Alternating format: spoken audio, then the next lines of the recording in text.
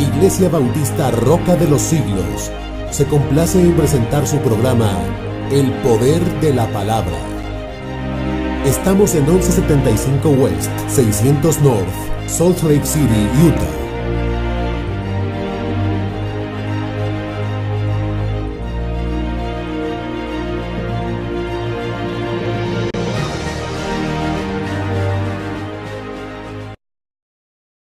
Versículos del 1 al 14.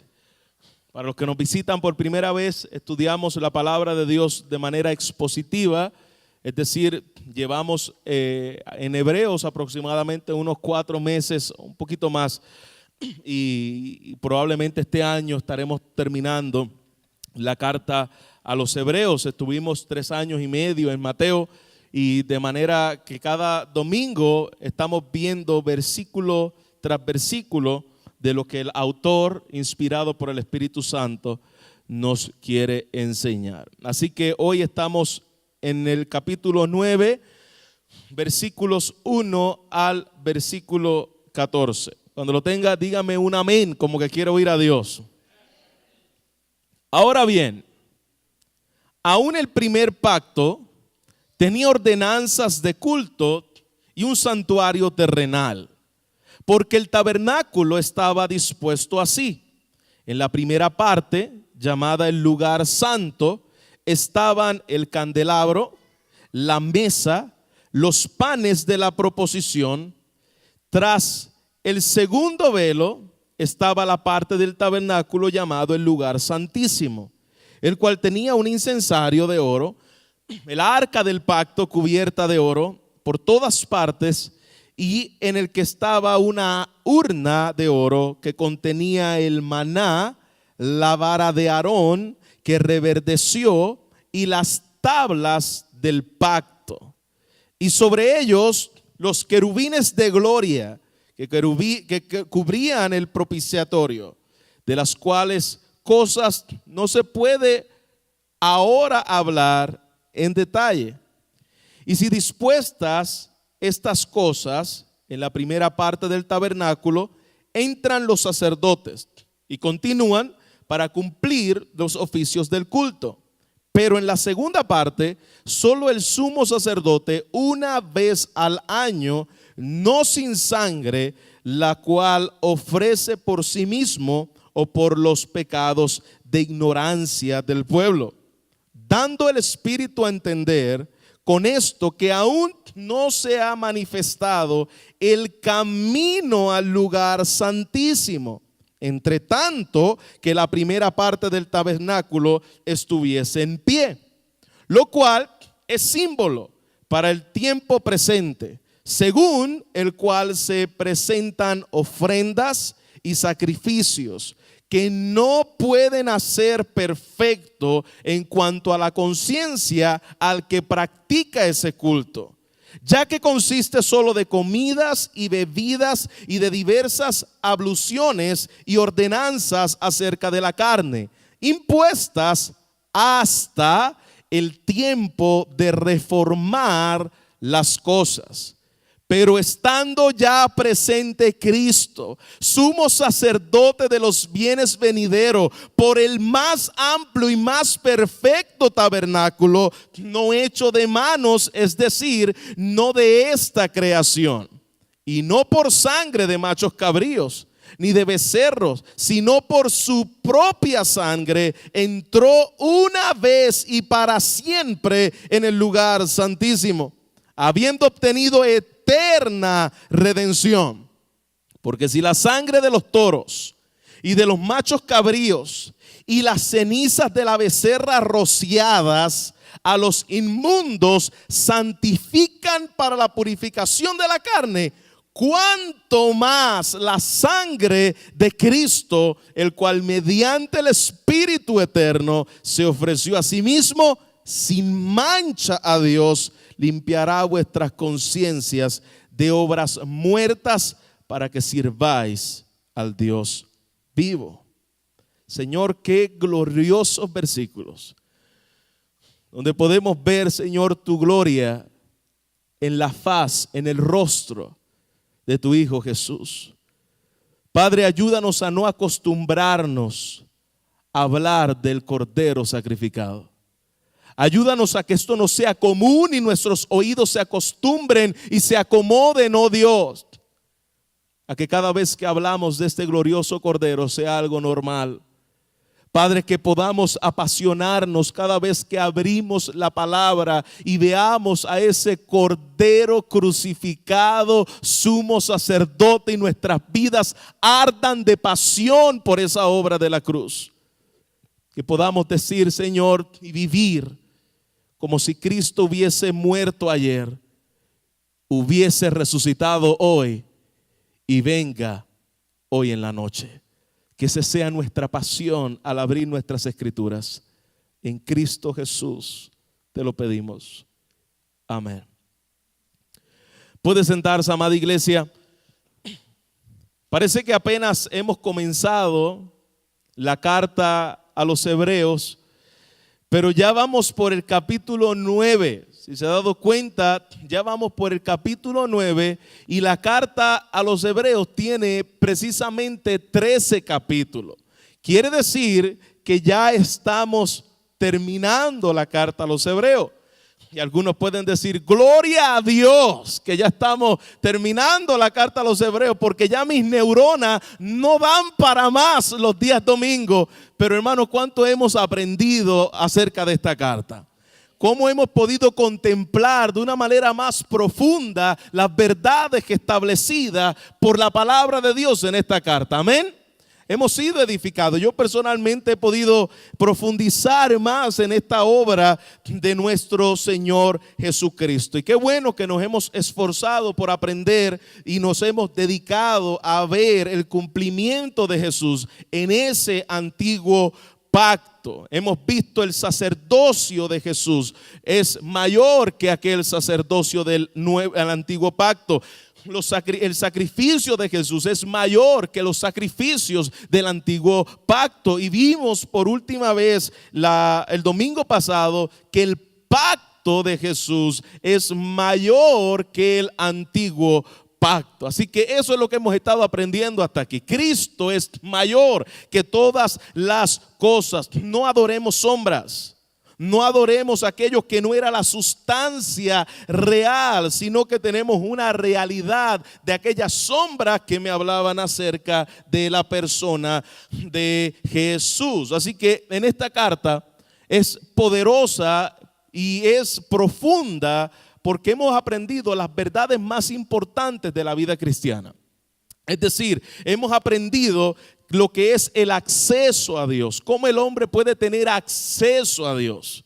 Hemos aprendido acerca de cómo Dios muestra la salvación. La salvación de Dios ha sido revelada en medio de estos versículos y hemos visto cómo podemos vivir en base a la perfección imputada por nuestro Señor Jesús. Así que estas son las doctrinas más importantes de la vida cristiana y eso es lo que hemos aprendido en la carta a los Hebreos. Cómo el hombre tiene acceso a Dios, cómo el hombre puede vivir una vida en santidad, cómo el hombre se le perdona los pecados. Así que él trae estas énfasis acerca de los puntos más importantes del antiguo pacto para Israel. El punto más importante para el antiguo pacto eran tres cosas. Número uno, el sacerdocio. Número dos, el sacrificio. Y número tres, el pacto. Ese era el corazón de la religión judía. Sacrificio, sacerdocio y pacto. El autor a los Hebreos está mostrando ahora hay un mejor sacrificio, hay un mejor sacerdocio y hay un mejor pacto. Es decir, aquello era temporal. No es que no existiera por causa de Dios, era de Dios. Dios fue quien instituyó eso, pero eso no era una realidad, eso era un cuadro de la sombra de lo que habría de venir. Eso era lo que representaba cada una de estas cosas. Una sombra, un cuadro. Y cuando ya tú no tienes, cuando usted anhela ver a un ser querido que está viviendo lejos, usted tal vez tenga un cuadro en su casa con su foto. Y la tiene ahí. Yo tengo en mi escritorio las fotos de mi familia y las miro y están lejos de mí y oro por ellos.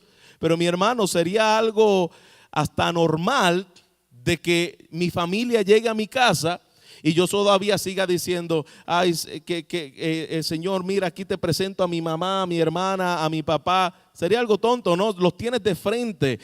Bota el cuadro, ya no necesitas el cuadro. Echa a un lado el cuadro porque los tienes, la sombra ya y el cuadro de lo que representaba lo tienes en el frente, delante de tus ojos. Eso es lo que está diciendo el autor. Ustedes ya tienen al sacerdote de sacerdotes. Ustedes ya tienen al sacrificio de los sacrificios. Y ustedes ya tienen el pacto de los pactos. Es decir, todo está completo en la persona de Jesús. No son necesarias esas cosas. Y ahora toma el versículo 1 al versículo 14 y va a hacer un contraste entre el tabernáculo antiguo y el verdadero tabernáculo. Ya le ha hecho un contraste entre los ángeles y Jesús. Cristo es superior a los ángeles. Entre los ángeles entre Jesús y Moisés, Cristo es superior a Moisés. Es un contraste entre Aarón y Jesús. Cristo es superior a Aarón. Entre los sacrificios y Jesús, Cristo es superior a su sacrificio. Y ahora toma el tabernáculo y va a mostrarnos cómo Cristo es superior a ese tabernáculo. Miremos el versículo 1. Sígame ahí con su vista en el versículo 1. Dice, ahora bien, aún el primer pacto tenía ordenanzas de culto y un santuario terrenal. Es decir, no piensen que el antiguo pacto era inútil. No piensen que los servicios que se dieron allí fueron algo sin significancia. Porque pregunto, ¿quién instituyó el antiguo pacto? Dios. No fue hecho por un hombre. El antiguo pacto fue establecido precisamente por Dios. Así que lo que está diciendo el autor aquí, este antiguo pacto tiene un significado divino, pero era temporal. No es que era malo, jamás piensen que el antiguo pacto era malo, porque el antiguo pacto lo produjo Dios, Dios lo instituyó. No es que eran cosas de hombre, eran cosas de Dios, ordenado por Dios. Cada detalle dado en el antiguo pacto apuntaba a la persona del Mesías venidero. Así que este antiguo pacto no es que no era importante, es que no era completo, es decir, solo apuntaba a la persona de Jesús. Y hay cosas, él va ahora a comenzar a entrar en el tabernáculo. Esa es la imagen del tabernáculo. No sé si en sus boletines tengan una pequeña maqueta de su tabernáculo para que ustedes puedan ver y seguirme en lo que yo le estoy enseñando, lo que el autor le está enseñando en esta carta. Ese era el famoso, conocido tabernáculo dado por Dios, instituido por Dios a Moisés. Y él va a comenzar a enseñar qué representan cada una o algunas de las piezas que se encontraban dentro de ese tabernáculo. ¿Y por qué algunas? No todas. Mira cómo ahí dice en el versículo 5, dice, en verdad el primer pacto también tenía ordenanza, pero está diciendo, muchas de ellas no necesariamente tenemos detalles para hablar de eso. Así que el autor no va a dar detalles específicos de cada cosa, pero sí va a dar algunos detalles. ¿Y por qué en algunos no da detalles? Dice porque no los tiene. Así que el Espíritu le reveló y le mostró hasta dónde iba a enseñar. Así que vemos que esto que está diciendo el autor tenía relevancia, tenía importancia, y comienza a hablar el primer punto acerca del santuario. Para que aquellos que anotan y llevan un orden específico del sermón, vamos a ver estos 3 puntos en estos versículos. Número 1, el santuario. Número 2, los servicios. Y número 3, su significado. Esta es la forma que él comienza a describir ese modelo del tabernáculo. Es decir, su santuario, los servicios y su significado. Miremos entonces del versículo 2 al versículo 5 cómo él comienza a describir este santuario. Miremos lo que dice el versículo 2. Porque el tabernáculo estaba dispuesto así. Ahí ustedes tienen el tabernáculo. El tabernáculo estaba dispuesto así. En la primera parte se llama el lugar santo. Estaba el candelabro, la mesa y los panes de la proposición. Tras el segundo velo estaba la parte del tabernáculo llamado el lugar santísimo, el cual tenía un incensario de oro y el arca del pacto, cubierta de oro por todas partes, en la cual estaba una urna de oro que contenía el maná, la vara de Aarón que reverdeció y las tablas del pacto, y sobre ellas los querubines de gloria que cubrían el propiciatorio, de los cuales cosas no se puede hablar. Dice, hay cosas que no se pueden hablar en detalle, y me callo ahí, porque si no la sé y no me ha sido revelada, pues mejor me callo, yo no voy a especular. Dice, hasta aquí yo llego. Número 1, mira cómo comienza diciendo este versículo. Había un tabernáculo. Y este tabernáculo es algo importantísimo. Si yo les preguntara a ustedes, ¿qué es más importante, la creación de Dios o el tabernáculo? ¿Qué usted me diría? ¿Qué es más importante, la creación o el tabernáculo? Yo sé que la mayoría de ustedes tienen en su mente, pues claro, la creación, porque si la creación no existiéramos. Pero ¿sabes qué? ¿Sabe cuántas veces la Biblia habla de la creación? 2 veces. ¿Sabes cuántas veces la Biblia habla acerca del tabernáculo? 50 versículos. Es decir, 50 veces la Biblia habla acerca de este tema del tabernáculo. Si la Biblia habla 50 veces del tema del tabernáculo, quiere decir que el tabernáculo es más importante de alguna otra forma que la creación. ¿Por qué? Porque el problema principal del hombre se llama el pecado. Así que cuando tú entiendes que el tabernáculo fue diseñado por causa del pecado del hombre, entonces entendemos cuánta importancia tiene el tabernáculo. Es decir, esa tienda de campaña que usted ve ahí fue diseñada por Dios para que los hombres puedan tener acceso, relación con Dios y perdón de pecados. Así que estos versículos son tan importantes. Todos estos detalles que está diciendo aquí es porque va a hablar acerca del problema del hombre. Y el problema del hombre no es su salud, el problema del hombre no es su suegra, el problema del hombre no son sus finanzas, el problema del hombre se llama el pecado. El hombre nace muerto en sus delitos y pecados. El hombre nace destituido de la justicia de Dios. El hombre nace condenado bajo la ira de Dios, y por lo tanto la forma en que Dios diseña en el antiguo pacto comunión con los hombres es precisamente a través del tabernáculo. Ese tabernáculo era lo que le daba al hombre acceso a perdón de pecado. Por eso el tabernáculo es tan importante. Por eso cada detalle que está ahí es tan importante, porque, iglesia, el hombre no se puede limpiar de sus pecados por sí mismo. El hombre dice, Job, si me limpiare con lejilla, yo no me podré quitar mis pecados. Decía también un versículo, así como el etíope no puede cambiar su piel, el hombre no se puede cambiar a sí mismo su naturaleza. El hombre está muerto, está enfermo, está totalmente lleno de pecado, y todo lo que hace huele a pecado.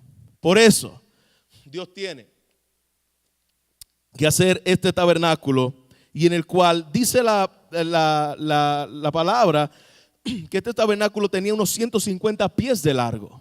Así que era larguito, era casi como esta iglesia, más o menos, un poquito más pequeño, pero por lo menos en este cuadro tenía 150 pies de largo, 75 pies de ancho, y había una puerta que medía, démosle para atrás a la imagen anterior, donde está completo en el principio.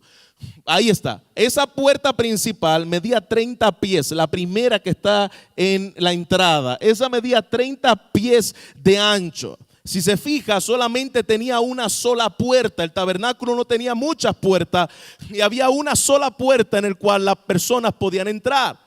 Y los que entraban ahí eran solamente los sacerdotes. Iglesia, esto es un cuadro desde el inicio, comenzando. ¿Quién dijo yo soy la puerta y el que por mí entrare será salvo. ¿No fue la persona de Jesús?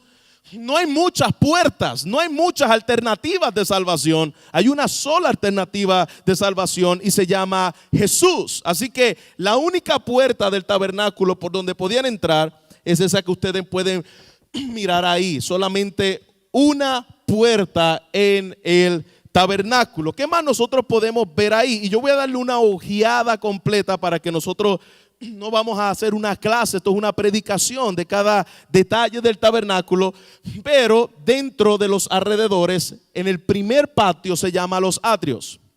Y ahí usted lo tiene en su maqueta, en el boletín. La primer patio se llama los atrios y ese lugar era donde se encontraba el altar de bronce. Usted ve ese altar que tiene 4 cuernos en cada esquina.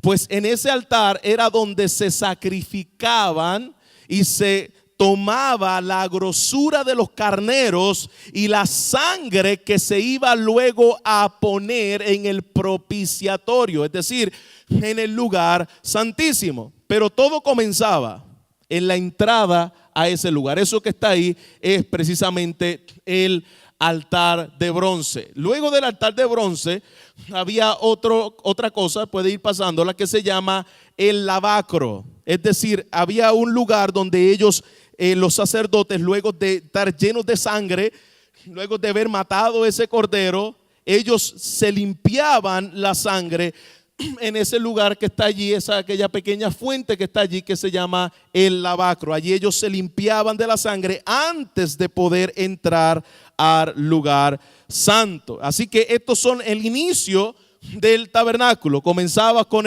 los atrios, allí estaba el altar de bronce donde eran sacrificados los animales, se lavaban en el lavacro y luego había una cortina en la cual ellos pasaban al lugar santo.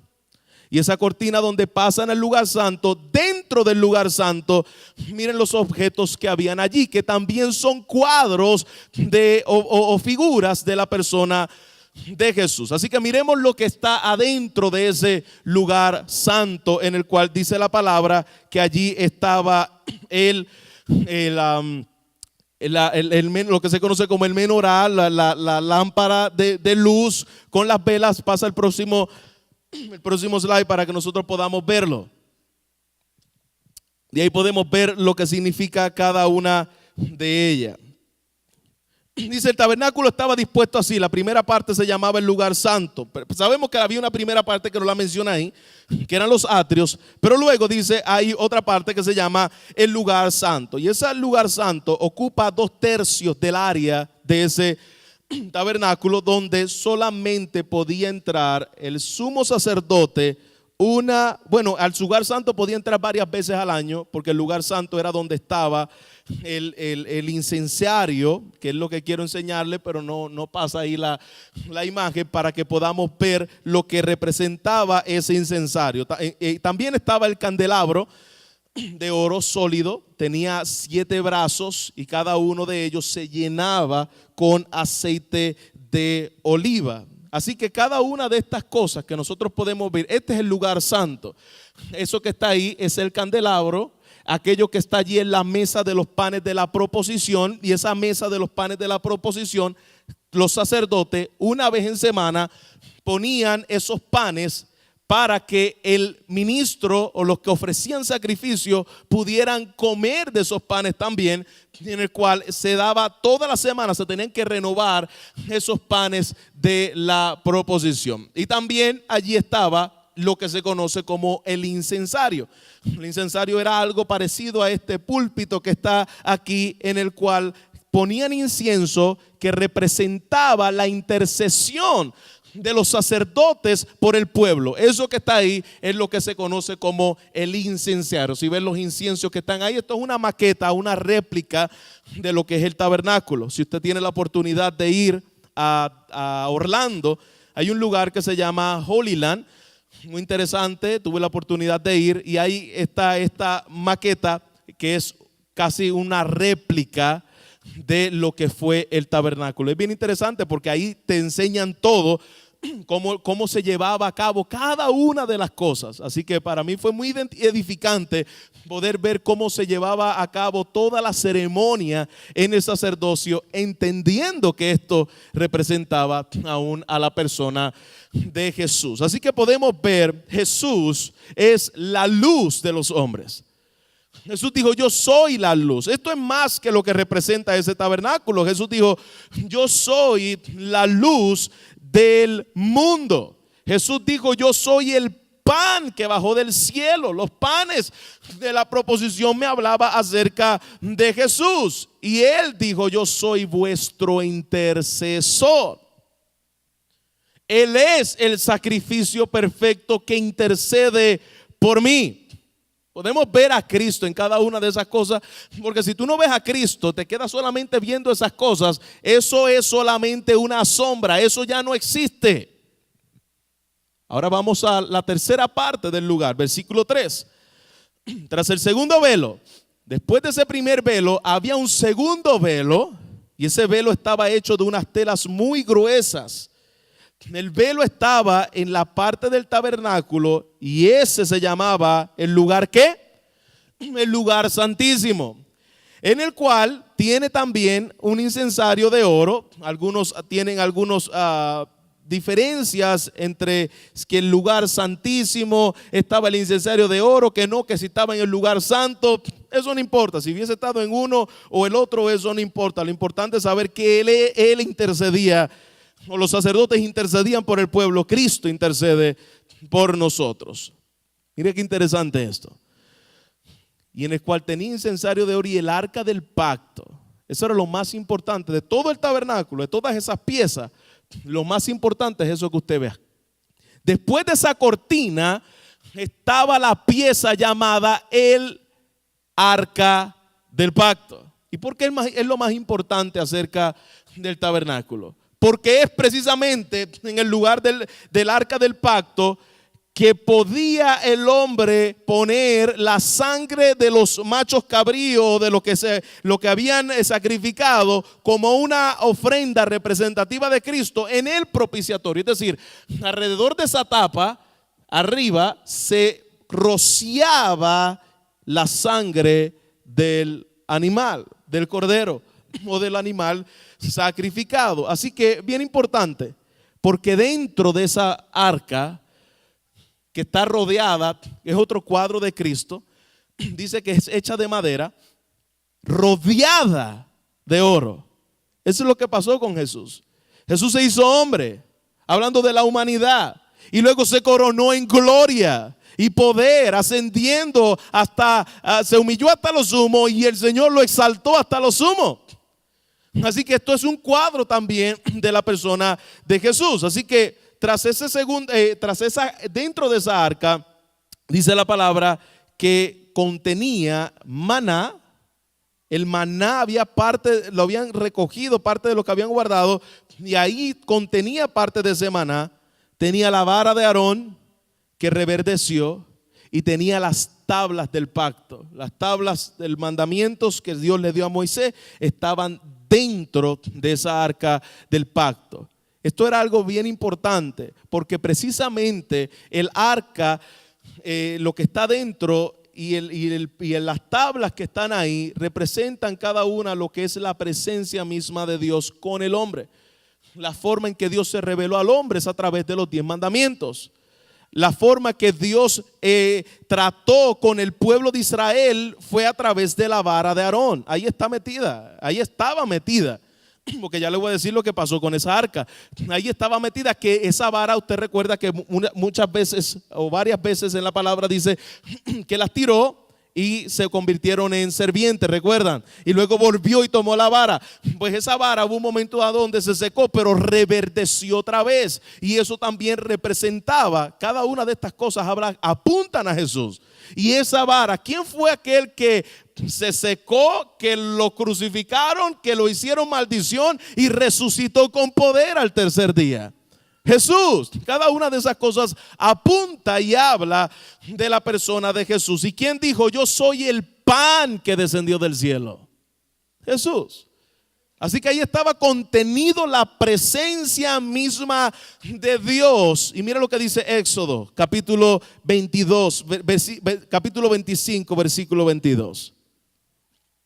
Y desde allí, desde el arca del pacto, hablaré contigo de sobre el propiciatorio de entre los dos querubines que están sobre el arca del testimonio, todo lo que yo te mande a los hijos de Israel. La forma en que Dios se comunicaba con el pueblo, dice Éxodo capítulo 25, versículo 22, era a través del arca. No había forma que pudiera tener acceso el hombre con Dios si no es a través del arca. Hay algo poderoso aquí. Vaya conmigo a Juan, capítulo 20, versículo 12. Juan, capítulo 20, versículo 12. Vemos que ahí habían dos querubines representando lo que era el cielo. Recuerda que el tabernáculo era una maqueta de lo que era el tabernáculo celestial, que eso lo vimos la semana pasada. La presencia de Dios está llena de querubines que le dan gloria a Él y le dicen santo, santo, santo. La presencia misma de Dios lo rodean ángeles. Eso representan esos dos querubines. En la mentalidad judía, cuando ustedes leen este versículo, Juan capítulo 20, versículo 12, tenía que haber hecho un clic. María llega a la tumba donde estaba Jesús. Y ahí ve, mira lo que dice ahí. Y vio ¿cuántos ángeles? Wow. Con vestiduras blancas.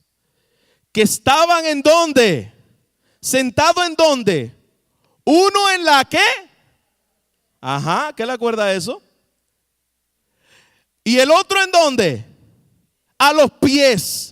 Donde el cuerpo de Jesús había sido puesto. Mi hermano, lo que está diciendo aquí la palabra, que lo que María acababa de ver era el propiciatorio.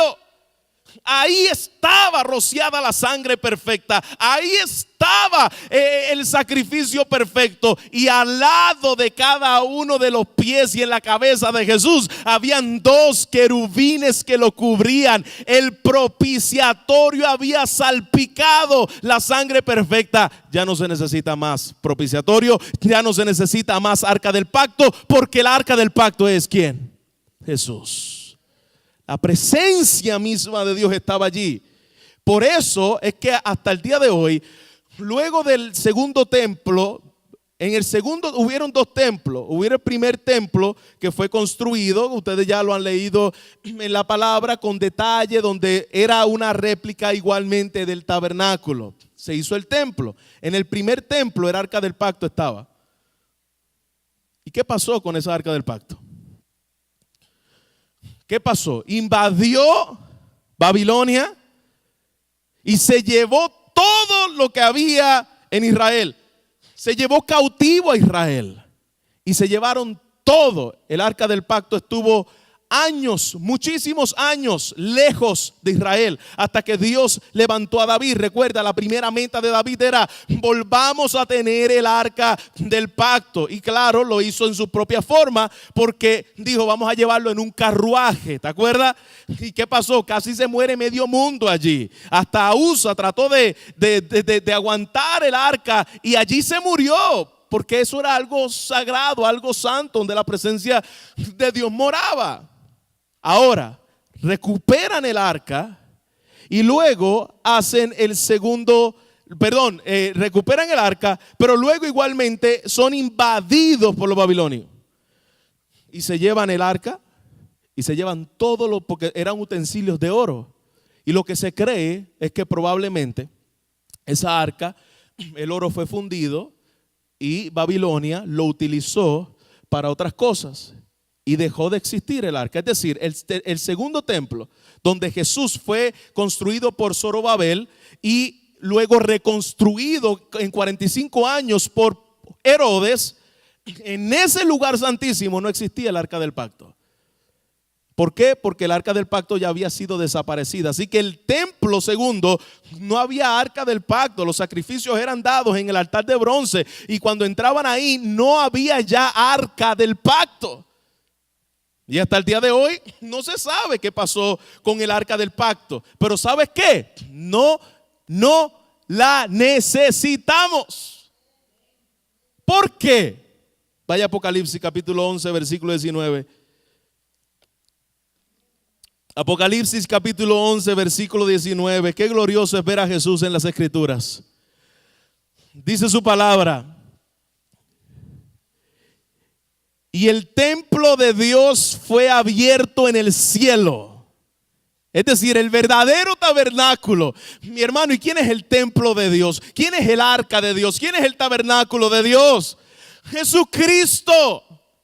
Y el templo de Dios fue abierto en el cielo. Dice, ¿y qué pasaba en ese lugar? En ese templo glorioso donde un día estaremos tú y yo y aquellos que han creído en Cristo. Y el arca del pacto, ¿qué dice? Se veía en el templo. No lo van a encontrar aquí. Es que tú sabes que hay un judío buscando que el arca del pacto está debajo del templo, que el arca del pacto está aquí y que esa arca del pacto se va a volver a encontrar cuando levanten ese tercer templo, y están locos por ahí buscando el arca del pacto. Mi hermano, el arca del pacto ya está en el templo celestial, y dice su palabra, allí se veía en el templo, y hubo relámpagos, voces, truenos, un terremoto y grande granizo. Esa arca se llama Cristo Jesús y está en el templo de Dios. No la busque aquí. Somos tan idólatras que es capaz de que la encuentren y la levantan en un nicho y allí están adorándole. Bendita arca. Si con menos que eso, mi hermano, levantan ídolos de la astilla de la supuesta cruz de Jesús, ídolos acerca de la hebilla que tenía María, ídolos acerca de las pantuflas de Pedro, mi hermano, y levantamos ídolos por cuanta tontera existe. Imagínate si hubiesen encontrado el arca del pacto. Esa arca es Jesús. Vamos al punto número 2. Vamos a los servicios del antiguo pacto, versículos 6 al 7. Ya hemos visto el santuario y lo que representa ese santuario. Y ahora vamos a ver los servicios dentro de ese santuario. Y así dispuestas estas cosas, en la primera parte del tabernáculo, entran los sacerdotes. Por ahí hay un sacerdote que, para que vean cómo eran las vestiduras, está medio feíto, pero está bien. La esposa lo quería. Eran los sacerdotes continuamente para cumplir los oficios del culto, pero en la segunda parte solo podía entrar el sumo sacerdote una vez al año, no sin sangre, la cual ofrece por sí mismo y por los pecados de ignorancia del pueblo. Así que el antiguo pacto tenía servicios divididos en el santuario. Habían uno, ese era el vestuario del sacerdote. Ese sacerdote entraba al lugar santo. No todos los sacerdotes podían entrar al lugar santísimo, solo los sumos sacerdotes. Y ofrecía oraciones por el pueblo. Y había otro sumo sacerdote que ofrecía sacrificios por el pueblo, que era conocido como el sumo sacerdote. Así que estos sacerdotes normales, ellos estaban a cargo del incensario y de cambiar los panes de la proposición. Esa era la función de ellos en el tabernáculo, y también es imagen de Jesús. ¿Por qué? Porque Jesús no cesa de iluminar a su pueblo. Si tú y yo estamos aquí y entendemos su palabra, es porque ese sacerdote ilumina a su pueblo. Él abre los ojos de nuestro entendimiento. Él nos da la mente de Jesús. Así que también podemos ver un cuadro de la perpetua gracia iluminada de nuestro Señor Jesucristo. Jesús no detiene su obra sacerdotal. Él terminó su obra sumo sacerdotal, es decir, en la expiación de nuestros pecados. Eso ya Él se sentó, y lo vimos la semana pasada sobre ese trono de majestad. Pero la obra sacerdotal Él la sigue haciendo en su pueblo. Él sigue dándome el sustento. Él es el maná en el cual nosotros somos alimentados. Pero algo que describe mayormente es el sumo sacerdote, que dice ahí en el versículo 7, que ese sumo sacerdote entraba una vez al año.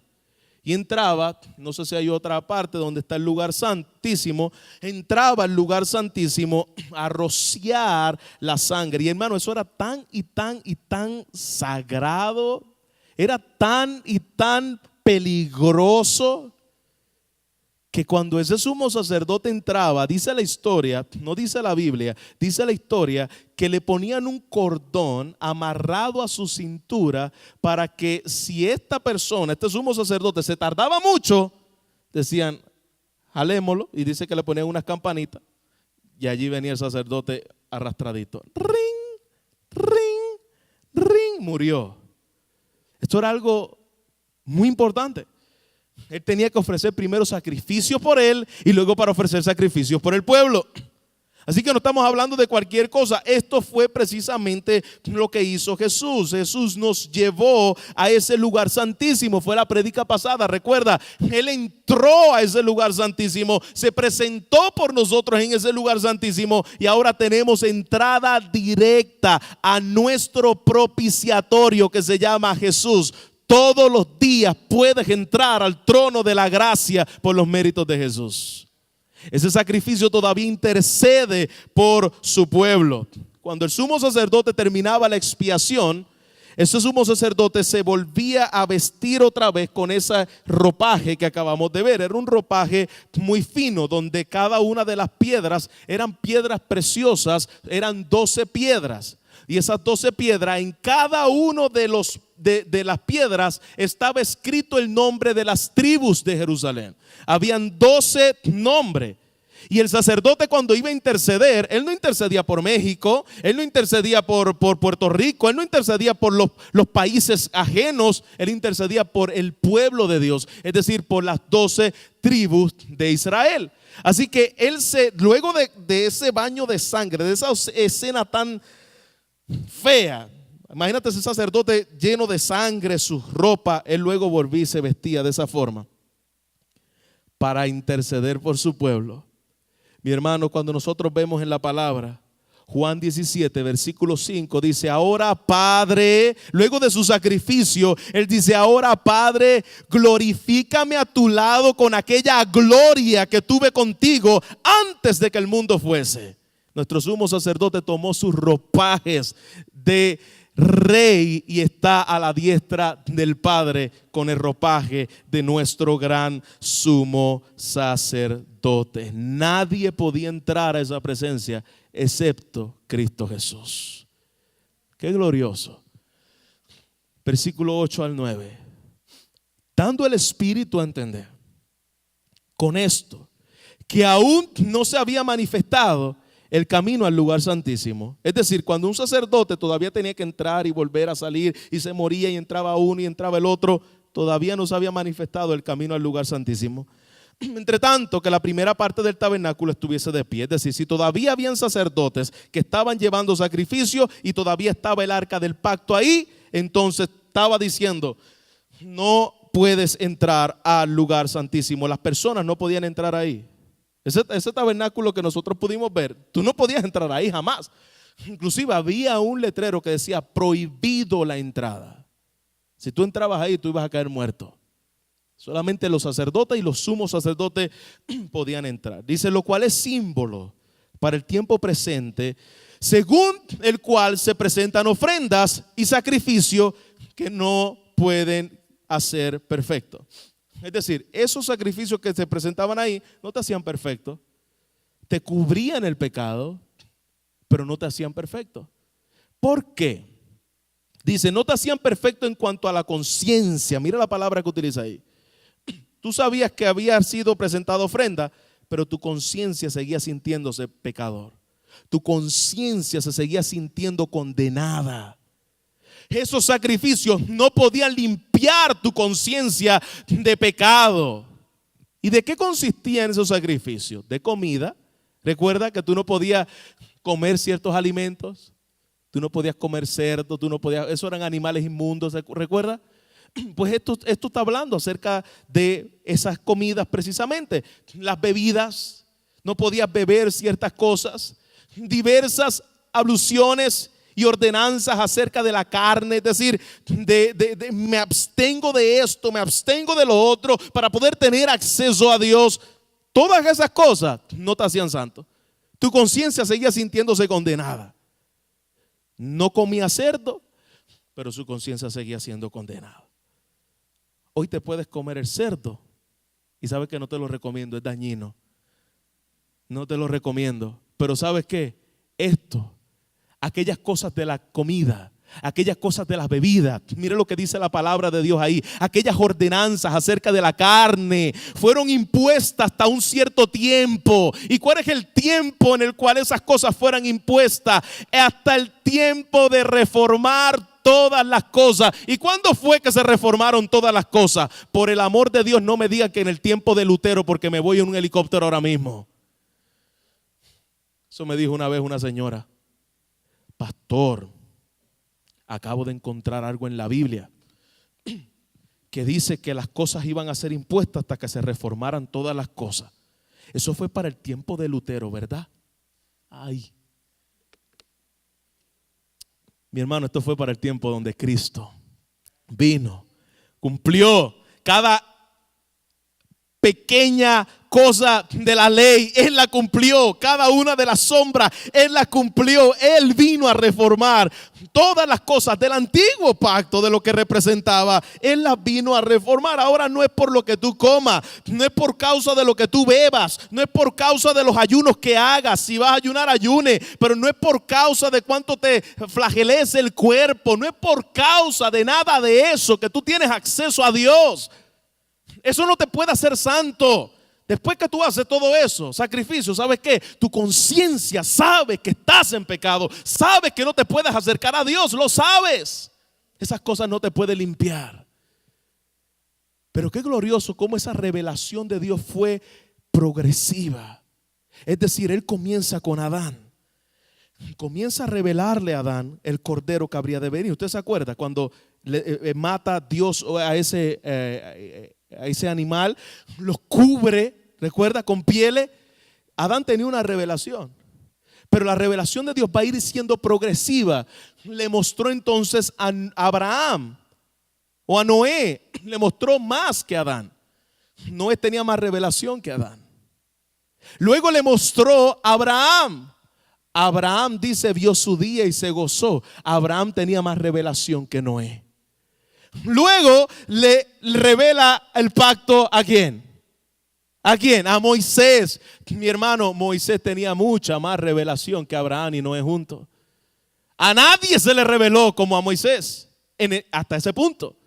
Luego le fue revelando y se le mostró a los profetas. Y hay uno de los profetas que se le reveló como a nadie y se llama Isaías. Isaías escribió detalle tras detalle de la obra del Mesías. Isaías tenía más revelación que Abraham, que Moisés, que Adán y que Noé juntos. Pero yo quiero que usted entienda algo, mi querido hermano, y que David, se me pasó David. Dios le reveló a David en el templo hasta llegar a Jesús, en el cual está todo la revelación de Dios. Y mira lo glorioso de esto. Noé sabía más que Adán. Abraham sabía más que Noé. Moisés sabía más que Abraham. David sabía más que Moisés. Isaías sabía más que David. Escúchame muy bien. Tú y yo, comprados con la sangre del pacto, sabemos más de revelación de lo que tuvo Noé, de lo que tuvo Isaías, de lo que tuvieron todos los hombres del pasado. ¿Sabes qué? Ellos no sabían lo que tú sabes hoy. Ellos no tenían la revelación que tú y yo tenemos en el día de hoy. Estaban todavía limitados con un velo. Pero mi hermano, saber que tú tienes más revelación que ellos y vivas vidas mediocres, eso sí que nos debe llamar la atención. Tú tienes más revelación que todos los profetas del Antiguo Testamento. Tú tienes más revelación que Moisés, que abrió el mar en rojo. Él vio abrirse el mar. Pastor, qué poderoso, lo vio abrir el mar. ¿Sabes qué? Tú viste abrirse la tumba. Moisés no lo vio. Tienes la revelación completa de un Mesías glorificado que está a la diestra del Padre. Ellos no tuvieron nada de eso, mi hermano. No añores esos tiempos porque ellos añoraban estos. Ay, es que si fueran los tiempos de Moisés. Yo no quiero estar en los tiempos de Moisés. Moisés no vio lo que yo veo. Moisés no entendió lo que yo he entendido. Yo quiero estar en los tiempos que el nuevo pacto me da. Ver la gloria de nuestro Señor Jesucristo. Aquello era símbolo de la verdadera revelación. Aquello era una purificación limitada de la verdadera purificación. Dice su palabra que Él se levantó y se llevó cautiva la cautividad y le dio dones a los hombres.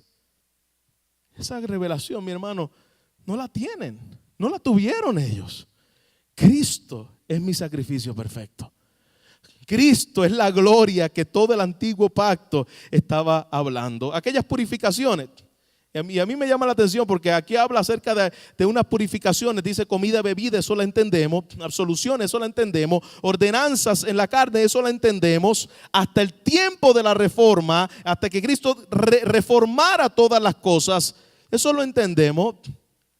Bueno, yo espero que por lo menos nosotros lo podamos entender y le pido al Espíritu Santo que lo pueda revelar. Y te lo vuelvo a repetir, por si acaso se nos ha olvidado. Ningún rito te va a limpiar.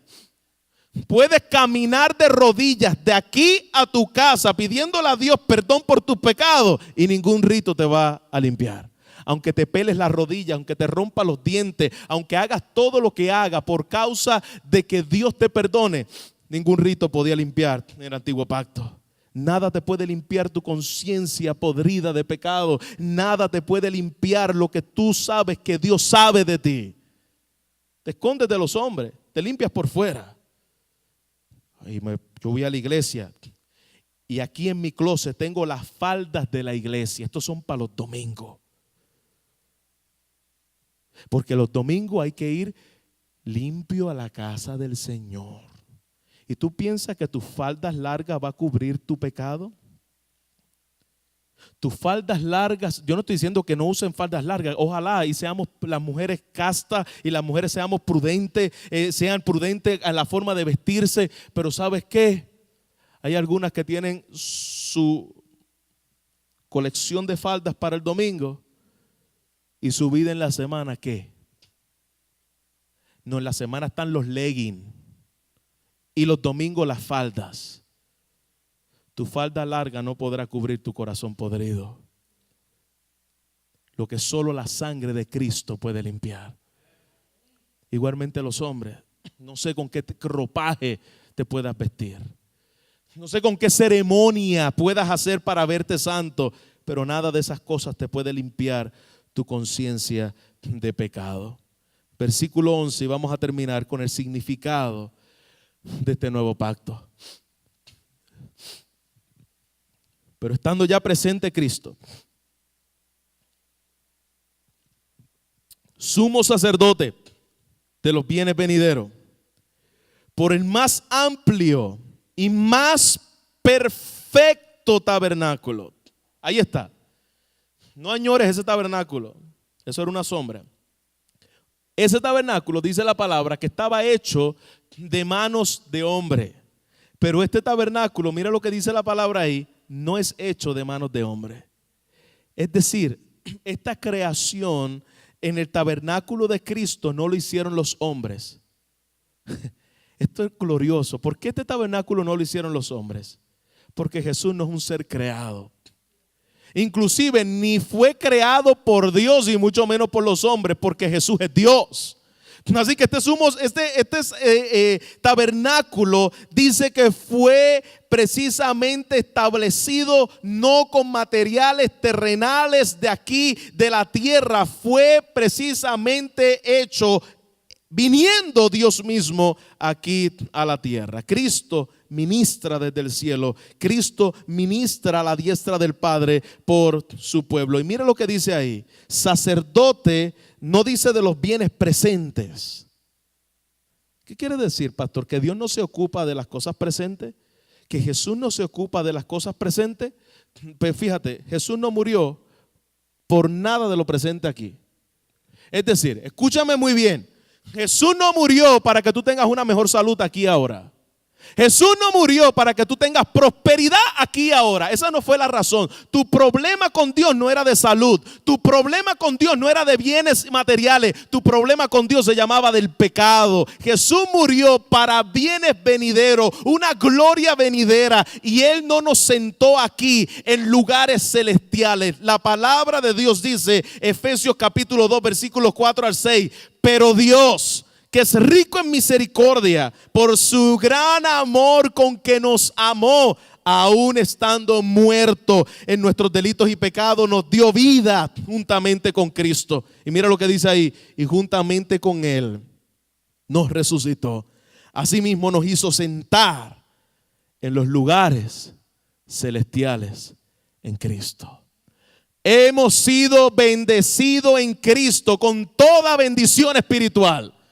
Yo estoy esperando la bendición de Dios que viene de camino. Olvídate de eso, mi hermano. La bendición de Dios vino de camino hace 2000 años y fue el glorioso Salvador Jesucristo. Ya yo soy bendecido con toda bendición espiritual, no aquí en la tierra, sino en los lugares celestiales en Cristo. Porque es lo que dice la palabra de Dios. Sacerdote de los bienes venideros. Y pastor, ¿Dios se atiende aquí de mi salud? Sí, claro que sí. Dios es un Dios de misericordia providencial. Dios puede sanarme hoy, claro que sí. Pero el sacrificio de Cristo en la cruz no fue por eso. Si Cristo hubiese muerto en la cruz para que tú nunca te enfermaras, mi hermano, ¿por qué te mueres? ¿Por qué se muere la gente? El sacrificio de Cristo fue bienes venideros, fue algo mayor. Versículo 12, me llamó la atención este versículo porque está un poco chistoso el nombre. Y no por sangre de machos cabríos, ni de becerro, ni de becerro, sino por su propia sangre, una vez para siempre en los lugares santísimos, habiendo obtenido eterna redención. No es este, es el que sigue de camino. La becerra, que yo dije, ¿quién es esa becerra? Y buscó un poquito en la Biblia y pudimos entender. Pero mira lo que dice aquí, esto no es por sangre de los machos cabríos, sino por su propia sangre. Fue por la sangre de Él que Él ministra, lo que Él derramó. Segunda cosa que podemos ver aquí, dice que una vez y para siempre. Jesús no está sacrificándose cada domingo. Una vez y para siempre. Él es suficiente Salvador para siempre. Si Él te salvó para siempre. No te dio una salvación parcial. Y mira lo que dice ahí. Obtuvo eterna redención. Mi hermano, Él no puede redimirte. Si Él te redimió eternamente, no puede ser que una persona comprada, el sello del Espíritu morando en Él, pierda esa redención. La redención, dice la palabra ahí, es eterna. Eterna redención. Limpió mis pecados pasados, presentes y futuros para siempre con Él. Ay, es que tienes que guardar la salvación. Sí, hay que guardarla con temor y temblor. ¿Por qué? Por lo valiosa que es esa gloriosa sangre. Pero mi hermano, esa sangre te redimió eternamente. Ay, es que ayer era salvo y hoy no. No, mi hermano, ¿dónde sacamos esas locuras? La Biblia dice que la redención es eterna. ¿Es eterna o no es eterna? Porque no podemos jugar con la Biblia. O es eterna o no es eterna. Ahí está el versículo. Porque si la sangre de los toros y de los machos cabríos y la ceniza de la becerra rociada a los inmundos. ¿Qué es eso? Yo sé la de sangre de los toros, de los machos cabríos. Pero ¿qué es esa ceniza de la becerra rociada a los inmundos? Vamos a ver qué es eso. Había un cierto becerro en el antiguo pacto, color rojizo. Le llamaban la vaca roja. Y esa vaca roja se sacrificaba, cuando ustedes vieron ahí en el altar de bronce, se sacrificaba y con las cenizas que estaban abajo de esa vaca roja, que le caía la grasa, la sangre, esas cenizas las guardaban y tomaban un cofre y las ponían ahí. Cuando alguien que había tocado un muerto se le declaraba inmundo. Y por lo tanto, la única forma de limpiar su inmundicia y quedar vivo todavía en el pueblo de Israel era yendo a buscar las cenizas de lo que dice la palabra aquí, de la becerra rociada, que no es otra cosa que la conocida vaca roja. Por eso es que dice la palabra, rociada a los inmundos. Esa ceniza se la daban en un potecito y ellos la mezclaban con agua y se limpiaban, se lavaban con la ceniza para quedar limpio y poder tener vida en el pueblo. Así que lo que está diciendo aquí la palabra es que esos sacrificios que tenían aquellos que habían tocado un cadáver y tenían que limpiarse con esta ceniza, esto dice, santifican para la purificación de la carne. Por un tiempito te puede ayudar en la purificación de aquellas ordenanzas. Y si eso era poderoso para mantenerte vivo todavía en el pueblo, dice, ¿cuánto más la sangre de Cristo? Si aquellas cenicitas mezcladas, tal vez tomaban la ceniza, la metían en un pote de esto y se echaban esas cenizas por encima y todavía le daba vida. Él dice, si eso era poderoso, ¿cuánto más la sangre de Cristo, el cual mediante el Espíritu eterno se ofreció sin mancha a Dios, limpiará nuestras conciencias de obras muertas para que sirváis al Dios vivo? Si eso te limpiaba, imagínate la sangre de Dios, eterna, derramada sobre ti, aplicada sobre ti. Eso es lo único que me puede dar una conciencia limpia. Soy perdonado por esa gloriosa sangre. Cuando Él me ve limpio, me ve sin mancha por esa perfecta obra de Cristo en la cruz. Esa es la purificación verdadera. Esa es la interna obra del Espíritu Santo, no en la carne. Fíjate que aquella limpiaba en la carne. Esta te limpia tu conciencia y tu espíritu. Te puedes sentir perdonado por esa sangre. Puedes tener acceso directo al trono de gracia por esa sangre. Puedo saber que si muero hoy, voy a ese trono delante de la presencia de Dios por esa sangre. Limpió mi conciencia de obras muertas. Es una obra interna, no lo externo, es interno. La religión no es externa, no es las cosas que tú haces externa, es la obra que Él hace interna en ti. Esa es la diferencia entre religión y cristianismo. Religión es lo que tú puedes hacer para Dios para ser salvo. Cristianismo es lo que Dios hizo por ti para salvarte. Él se entregó, Él se dio, Él derramó su sangre y nos limpia nuestra conciencia. Quiero terminar esto preguntando, ¿Dios te limpió internamente a través de su sangre? ¿Sabes? Porque muchas personas llegan a la iglesia, y ha pasado aquí, y quieren servir en algún ministerio, porque piensan que la forma de ellos sentirse útil o hasta aún perdonado por Dios es en la forma en que ellos sirvan. Tú puedes servir con un corazón internamente sin ser regenerado.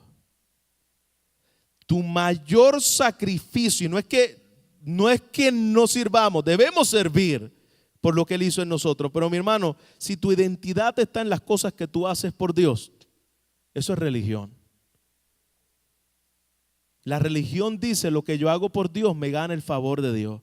Yo le estoy pagando a Dios por lo que Él hizo por mí. Tú nunca le podrás pagar a Dios por lo que Él hizo por ti. Eso es religión.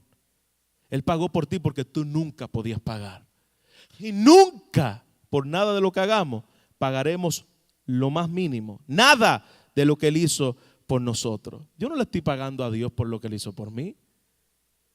Yo estoy agradecido por lo que Él hizo por mí, pero mi hermano, la vida cristiana no es que estoy tratando de pagarle a Dios lo que Él hizo por mí. Él te hizo acepto por Cristo. Dice su palabra, somos aceptos en Él, amado, no en tus obras. Somos aceptos en lo que Él hizo por mí. No es por quién tú eres, sino por lo que Él ha hecho. No es por lo que tú hagas, es por lo que Él hizo. Lo que tú haces es solamente evidencia de lo que Él ya hizo en ti. Los rituales temporales te dejarán igual que el antiguo pacto todavía dejaba a los hombres sin acceso a ese trono de santidad. Y ese para mí es el peor enemigo del evangelio. El peor enemigo del evangelio es la religión. ¿De veras, pastor? Cuando hablas de religión, ¿a qué te refieres? Me refiero al legalismo de la religiosidad. Existen solamente dos religiones: la que está en base, confiado en la obra de Cristo, y la que está confiando en sus propias obras. Y el peor enemigo del evangelio es precisamente aquellos que queremos confiar en nuestras propias obras para ser aceptos con Dios. ¿Dónde está el tabernáculo que es Cristo? ¿Dónde está la obra perfecta que es Cristo? Si tú piensas que estás intentando obtener el favor de Dios por tu obediencia para tú ser bendecido, eso es legalismo. El legalismo te dice ama y luego Dios te ama. La religión te dice eso. Los sacerdotes podían estar sirviendo y allí estaban en el incensario y demás, pero por dentro sus conciencias estaban podridas de pecado. Tú puedes estar aquí sirviendo y haciendo muchas cosas para Dios, pero pregúntate cómo está la obra del nuevo pacto en tu vida. ¿Cómo está esa obra de regeneración en ti? ¿Ha sido real? ¿O es que yo le estoy sirviendo a Dios porque para que Dios me bendiga? No, eso es religión, eso es legalismo. No mantengas tu estándar delante de los hombres en cómo tú te portas, en cómo tú ayunas, en cómo tú ofrendas para que Dios te bendiga. Eso no es la forma de tener acceso a Dios. El día final muchos le van a decir: Señor, Señor, en tu nombre hicimos. Es decir, están confiando en sus obras, no en la obra de Cristo consumada, no en el tabernáculo perfecto. En tu nombre hicimos, es decir, tú me debes dejar entrar al cielo por lo que yo hice. En tu nombre hice esto, esto y esto, obras. Nunca irás al cielo por tus obras. La única forma de poder tener acceso al cielo es decir: Señor, en tu nombre Cristo hizo por mí. No en tu nombre hice. Cuando tú piensas que Dios te debe perdonar en base a lo que tú haces, tú estás perdido en tu pecado. Estás muerto y necesitas ser salvo. En el día de hoy, clámale a Dios que te salve. Si piensas que por lo que tú haces mereces aceptación delante de Dios, estás en condenación. Las obras de la ley te dicen: eres maldito, maldito, maldito. Las obras perfectas cubiertas por Cristo te dice: eres perdonado, perdonado, perdonado. La única forma de ser perdonado es a través de esa obra. Tus obras te dejan malditos delante de Dios. No confíes en tus propias obras. El evangelio no es una demanda de vida perfecta. Sé perfecto y serás salvo. Eso no es evangelio. Porque si yo te digo sé perfecto y serás salvo, todos aquí nos iríamos al infierno hoy mismo. Levanten la mano los perfectos para adorarte y ponerme delante de tus pies, porque debe ser Dios. Pero el evangelio no es una demanda de vida perfecta. El evangelio es la provisión de una vida perfecta en la persona de Jesús. Son muy diferentes. Dios me proveyó la vida perfecta que tú y yo no podemos vivir. Y entonces, ¿qué? ¿Pecaremos para que la gracia abunde? No. Si esa vida perfecta ha sido revelada en ti, te ha dado un nuevo corazón y te ha dado unos nuevos deseos para adorarle a Él. Pero no es por tu vida. Eso te va a decir la religión. El legalismo te dice: Dios te va a amar si tú cambias. Eso te dice la religión. Pero tú sabes lo que te dice el glorioso evangelio: por cuanto te ama, te cambiará y no te dejará en tu pecado. No es porque Dios te va a amar por si tú cambias. Mi hermano, si Dios te amara así por los cambios que tú tienes, ¿para qué vino Jesús? ¿Para qué vino? Iglesia, descansa en la obra perfecta de Cristo, aquella que limpia tu conciencia de pecado. Solo la sangre de Jesús me limpia de pecado. Qué glorioso tabernáculo tenemos en Cristo. Si has creído en Cristo, Él es tu tabernáculo y nos llama ahora a servirle, y podemos entrar a sus atrios, al lugar santo y al lugar santísimo. Yo quiero preguntarte en el día de hoy, ponme el tabernáculo otra vez ahí. Quiero preguntarte en el día de hoy, ¿dónde estás tú? ¿Dónde estás tú en este tabernáculo? Los que estaban afuera no podían tener acceso, estaban todavía bajo condenación. ¿Dónde estás hoy? ¿Estás afuera del tabernáculo? Porque si estás afuera del tabernáculo, esas puertas que usted ve ahí que miden unos 30 pies, ya no dicen, no puedes entrar, prohibido tu entrada. Ahora esa puerta dice, venid a mí, todos los trabajados, todos los cargados, vengan, entren por la puerta. Yo soy la puerta. ¿Estás en los atrios? Es decir, estás viendo cómo la obra del sacrificio se llevó a cabo. Eres un espectador. ¿Estás expectando el evangelio? ¿O estás en el lugar santo? Es decir, sirviendo en los negocios del reino y del tabernáculo, pero todavía no has tenido acceso a ese glorioso lugar santísimo porque Cristo no es real para ti. Cristo no lo has visto como tu sustituto, no has podido ver tu necesidad de cordero y no has podido entrar a ese lugar santísimo. ¿Dónde estás en el día de hoy? La buena noticia que tengo para ti es que ya ese lugar santísimo no tiene una cortina que lo divide. Ese lugar santísimo fue abierto de par en par por los méritos de Cristo para que ahí donde tú estás te arrepientas y clames delante de Dios: Señor, llévame al lugar santísimo por la sangre del Cordero Redentor. Llévame a ese lugar donde yo pueda tener acceso a ese trono de gracia. Yo no quiero ser un espectador, yo no quiero ser aquellos que sirven pero con un corazón que la obra interna todavía no ha hecho realidad en mi vida la salvación. Dice su palabra que el Verbo se hizo carne y tabernaculizó entre nosotros. Hizo tabernáculo en nosotros. Termino con esta historia. Un predicador cuenta la experiencia de una joven que se le acerca después de una campaña evangelística, preguntándole: ¿qué tengo que hacer, señor predicador, para ser salvo? Y él le dijo: hija, lo siento, llegaste muy tarde. ¿Quiere decir que es demasiado tarde porque se acabó el culto? No, dijo el evangelista. Me refiero a que es demasiado tarde porque ya todo está hecho. Todo lo que pudiera hacerse para la salvación, Cristo lo hizo por ti. Sorry, llegaste tarde para hacer algo, para ser salvo. Iglesia, nuestra salvación está completa por Cristo de una vez y para siempre. Este tabernáculo no dice prohibida la entrada. Este tabernáculo dice: venid a mí, seréis salvos. Venid a mí, seré salvo. Todo aquel que crea será salvo, porque el camino nuevo y vivo se ha abierto. ¿Cuántos dan gloria a Dios? Padre, gracias por estas verdades. Gracias porque ahora podemos entrar